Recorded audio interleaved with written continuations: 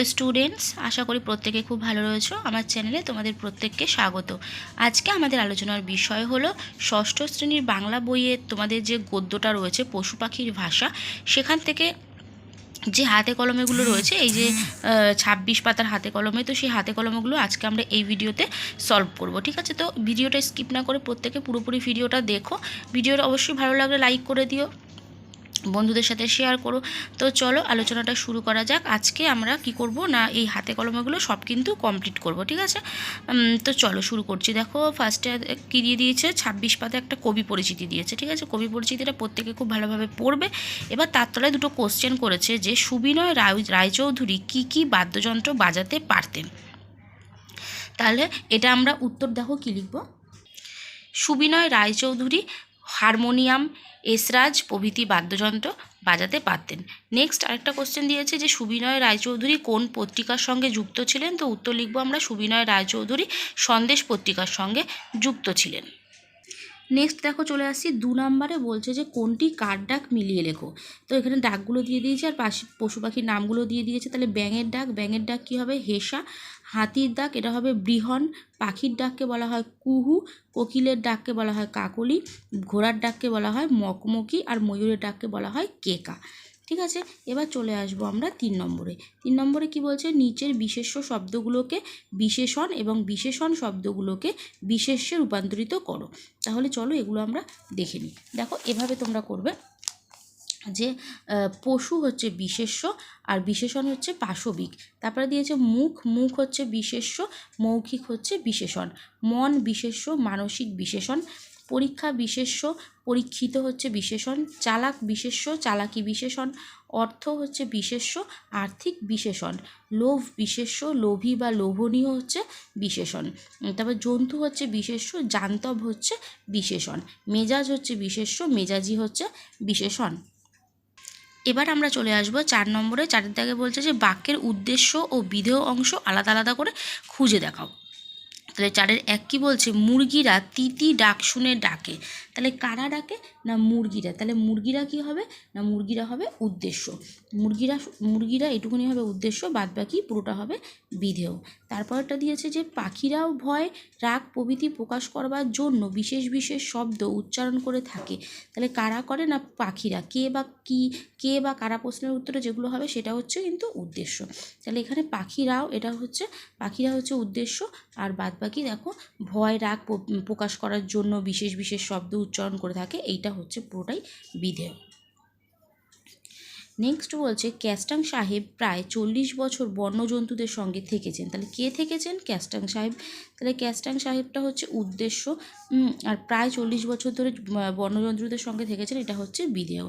Next বলছে chimpanzee orang এদের বিশেষ কিছু লেখা হয়নি। তাহলে শিম্পাঞ্জি ওরাং এ দুটো হচ্ছে বিশেষ্য, আর এদের বিশেষ কিছু লেখা হয়নি, এটা হচ্ছে বিধেয়। এবার চলে আসছি দেখো 5-এর দাগে বলছে প্রতিশব্দ লেখো। প্রতিশব্দ মানে কি না সমার্থক শব্দ যেটা। ঠিক আছে, কি কি বলেছে, পাখি, পুকুর, হাতি, সিংহ, বাঘ। তো চলো দেখে নিই। তাহলে দেখো পাখি কি হবে, খেচর, পক্ষী, বিহঙ্গ, বিহগ পাখি হলো। এবার পুকুর হবে পুষ্করিণী, দিঘি, জলাশয়, সরোবর।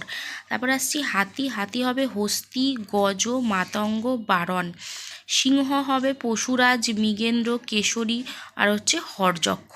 তারপরে আসছে বাঘ হবে ব্যাঘ্র, শার্দুল, দিপি আর শের। এবার দেখো 6-এর দাগে কি আছে, নিচের যে শব্দগুলোতে এক বা বহু বোঝাচ্ছে তা চিহ্নিত করো। ঠিক আছে, তাহলে দিয়েছে কুকুরেরাও কথা শুনে হুকুম পালন করতে ওস্তাদ। তাহলে এখানে কুকুরেরাও, এই যে কুকুরেরাও এখানে কিন্তু বহু বোঝাচ্ছে। ঠিক আছে, এটাতে কি বোঝাচ্ছে, বহু। তারপরে বলেছে তোমার দৃষ্টি আকর্ষণ করতে চাইছে, তোমার মানে একজনের, এটা হচ্ছে একজন। তারপরে বলছে বিপদের সময় পরস্পরকে জানাবার উপায়ও পশু পাখিরা বেশ জানে। পশু পাখিরা, তাহলে ওখানে অনেকগুলো পশু পাখিকে কিন্তু বোঝানো হচ্ছে। তারপর বলেছে রিউবেন ক্যাস্টাং নামে একজন সাহেব বহুকাল পশুদের সঙ্গে ভাব পাতিয়ে বেড়াতেন। তাহলে রিউবেন ক্যাস্টাং একজনের নাম, একজন ব্যক্তিকে এটা বোঝাচ্ছে। তারপর বলেছে একেও ভাষা বলতে হবে। তাহলে একেও মানে একটা জিনিসকে বোঝা হচ্ছে, তো সেক্ষেত্রে কিন্তু এইটা। এবার চলে আসছি আমরা 7 দাগে, বলছে নিচের প্রশ্নগুলির নিজের ভাষায় উত্তর লেখো। আচ্ছা, 7 কি বলছে, ভাষার প্রয়োজন হয় কেন। দেখো, উত্তরগুলো করতে গেলে না আমাদের প্রত্যেককে কিন্তু বইটা খুব ভালোভাবে পড়তে হবে। তো আমি চাইবো তোমরা বইটা খুব ভালোভাবে একবার 2-3বার রিভাইজ দিয়ে নাও পড়ে, তো তারপরে তোমরা প্রশ্ন উত্তরগুলো করবার চেষ্টা করো। উত্তরগুলো তো আমি সলভ করে দিচ্ছি এই ভিডিওতে, তো তারপরে তোমরা কিন্তু বুঝতে পারবে ভালো করে। তো সেই কারণে তোমাদের কী করতে হবে না, চ্যাপ্টারটা খুব ভালোভাবে মন দিয়ে পড়তে হবে, ঠিক আছে। তো দেখো, ফার্স্টে বলেছে ভাষার প্রয়োজন হয় কেন। চলো উত্তরগুলো আমরা দেখে নিই।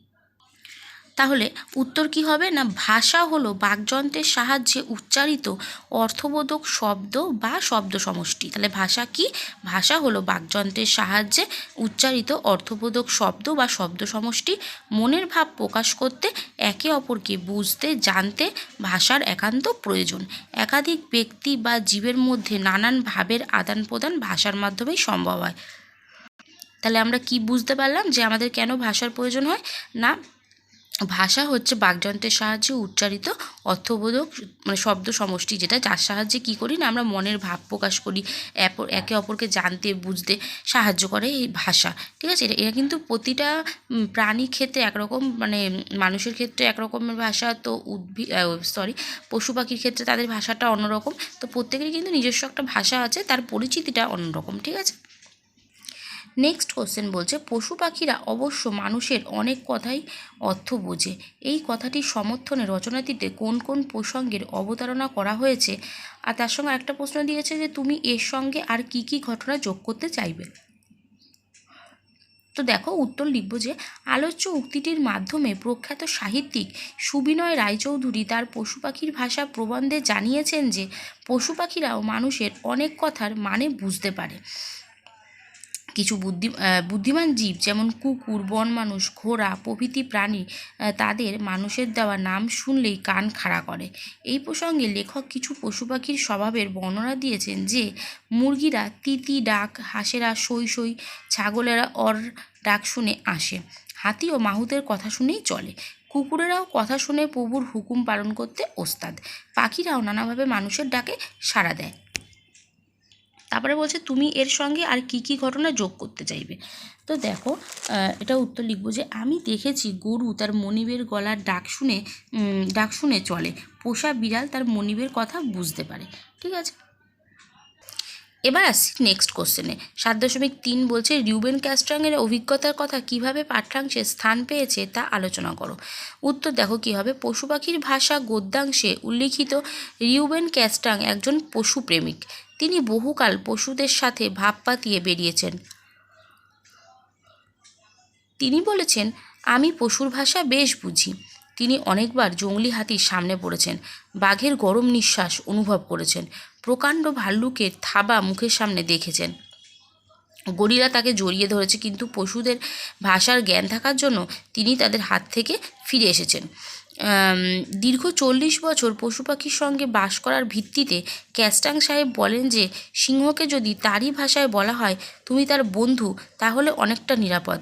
আর পশুজাতের আদব কায়দা অনুযায়ী তার কাছে যাওয়া যায় তাহলে ভয়ের বিশেষ কারণ থাকে না।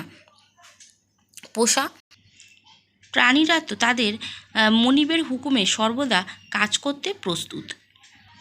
নেক্সট কোশ্চেন বলতে দেখো 7.4 একেও ভাষা বলতে হবে, কাকে ভাষার মর্যাদা দিতে হবে বলে বক্তা মনে করেন, তুমি কি এই বক্তব্যের সঙ্গে একমত, ব্যাখ্যা করো। তাহলে উত্তর কি বলছে দেখো, সুবিনয় রায়চৌধুরী রচিত পশু পাখির ভাষা রচনায় ক্যাস্টার নামে এক সাহেবের কথা লিখেছেন, যিনি দীর্ঘকাল পশুদের সাথে ভাব পাতিয়ে বেরিয়েছেন। তার মতে পশুরা শুধু শব্দের সাহায্যে কথা বলে না, তারা ইশারার মাধ্যমেও মনের ভাবকে অন্যের কাছে স্পষ্ট করে তোলে। কুকুরের লেজ নাড়া আর কান নাড়ার মধ্যে কত অর্থ আছে তা আমরা জানি, কিন্তু অনেক সময় তা সকলেই বুঝি না। লেখক একেই ভাষার মর্যাদা দিতে বলেছেন। এই বক্তব্যের সাথে অবশ্যই আমি একমত, কারণ সময় সাপেক্ষে ইশারা ভাষার থেকে গুরুত্বপূর্ণ হয়ে ওঠে। আচ্ছা, বলছে এই বক্তব্যের সাথে আমি অবশ্যই একমত, কারণ সময় সাপেক্ষে ইশারা ভাষার থেকে গুরুত্বপূর্ণ হয়ে ওঠে। পশুরা চোখের ভাষা খুব ভালোভাবে বুঝতে পারে। নেক্সট কোশ্চেন বলছে তাই তারা স্বভাবতই নীরব। কাদের কথা বলা হচ্ছে, তাদের স্বভাবগত নীরবতার কারণ কি। তাহলে উত্তর দেখো কী লিখবো, সুবিনয় রায়চৌধুরী রচিত পশু পাখির ভাষা রচনায় বন্য প্রাণীদের সম্বন্ধে কথা বলা হয়েছে। তাদের এই স্বভাবগত নীরবতার কারণ কি? তাহলে উত্তর লিখবো যে ক্যাস্টাং সাহেবের মতে পোষা জন্তু ও জঙ্গলের জন্তুদের মধ্যে কিছু পার্থক্য রয়েছে। জঙ্গলের পশুকে সর্বদাই প্রাণ বাঁচিয়ে চলতে হয়, আক্রমণ করা এবং আত্মরক্ষার জন্য তাদের তৈরি থাকতে হয়, তাই জঙ্গলের মাঝে আত্মরক্ষার কারণে তারা স্বভাবতই নীরব থাকে। নেক্সট হচ্ছে এরা তো মানুষেরই জাত ভাই। কাদের মানুষের জাত ভাই বলা হয়েছে? তা সত্ত্বেও মানুষের সঙ্গে তাদের কোন পার্থক্যের কথা পাঠ্যাংশে বলা হয়েছে তা লেখো। তাহলে উত্তর লিখবো দেখো, সুবিনয় রায়চৌধুরী রচিত পশু পাখির ভাষা রচনায় শিম্পাঞ্জি, ওরাংওটাং, গরিলা এদেরকে মানুষের জাত ভাই বলা হয়েছে, কারণ এদের গঠন জীবনধারণ পদ্ধতি অনেকটাই মানুষের সাথে মেলে। ভালোবাসা, সহানুভূতি এরা খুব বোঝে। এবার দেখো, কিন্তু মানুষের সাথে এদের একটা বড় পার্থক্য হলো এদের ভাষা জ্ঞান নেই, এদের মনের ভাব এদের মুখের অভিব্যক্তিতে বেশি প্রকাশ পায়। তবে জাতভাই হলেও গরিলাদের বুদ্ধি একটু কম। নেক্সট কোশ্চেনে চলে আসছি। 7.7 বলছে, তোমার পরিবেশে থাকা জীবজন্তুর ডাক নিয়ে তুমি একটি অনুচ্ছেদ রচনা করো। তো দেখো কিভাবে লিখবো। আমার পরিবেশে গরু, ছাগল, পাখি, বেড়াল, কুকুর এদের দেখতে পাই। গরু হাম্বা হাম্বা শব্দ করে ডাকে, তাদের বাচ্চারা ওই ডাক শুনে ছুটে আসে। বিপদে পড়লে তারা ওই ভাষায় চিৎকার করে মনিবকে ডাকে। ছাগল অর শব্দ শুনেই ছুটে আসে। মুরগি তিতি ডাক শুনে আসে। বিড়াল ম্যাও ম্যাও ডাক ছেড়ে বাচ্চাদের ডাকে, কিন্তু রাগ বা ঝগড়ার সময় বিড়াল ওয়াও শব্দে ডাকে। কুকুর তার মনিবের ডাক শুনে ছুটে আসে।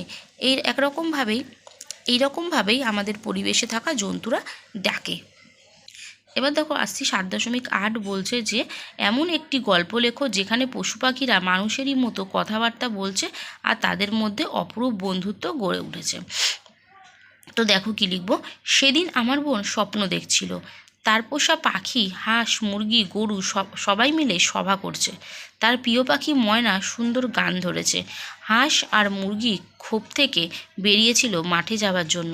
তারা বলল, আহা ময়না, তুমি কি গানই ধরেছ, মন একেবারে জুড়িয়ে গেল।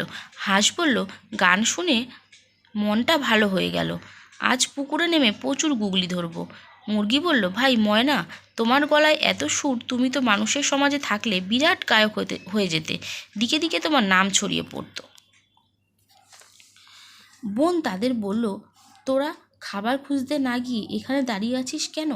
হাঁস রেগে গিয়ে উত্তর দিল, তুমি মানুষ হতে পারো, কিন্তু একেবারে বেরসিক। ময়নার এত সুন্দর গানের কোনো মর্যাদা দিলে না। বোন গুটি গুটি আসছিল, বলল, মালিক, ময়নাকে তোমার শ্রেষ্ঠ গায়কের পুরস্কারটা দেওয়া উচিত। বোন বলে উঠল, ঠিক আছে ময়না, তুমি চিন্তা করো না, তোমার সুন্দর গলার জন্য তুমি নিশ্চয়ই পুরস্কার পাবে। এর জন্য আমি একটা সভা ডাকবো এবং সবার সামনে তোমায় পুরস্কৃত করব। এবার দেখো 8 নম্বরে চলে আসলাম। বলছে যে পাশের ছবিটি দেখে নিজের ভাষায় 5টি বাক্য লেখো। তো ছবিটা দেখে তোমরা প্রত্যেকে নিজের ভাষায় 5টা বাক্য লিখে নেবে, ঠিক আছে, নিজের মতো করে। তো আজকে আমরা কিন্তু হাতে কলমে পুরোটা কমপ্লিট করে ফেললাম 27 পেজ অবধি। অবশ্যই প্রত্যেকে ভিডিওটা পুরোপুরি দেখে ভিডিওটা একটা লাইক করো। যারা এখনও চ্যানেলটাকে সাবস্ক্রাইব করোনি অবশ্যই সাবস্ক্রাইব করে রাখবে পরবর্তী ভিডিওগুলো দেখার জন্য। তো আজকের মতো এখানেই শেষ করছি, দেখা হবে নেক্সট ভিডিওতে।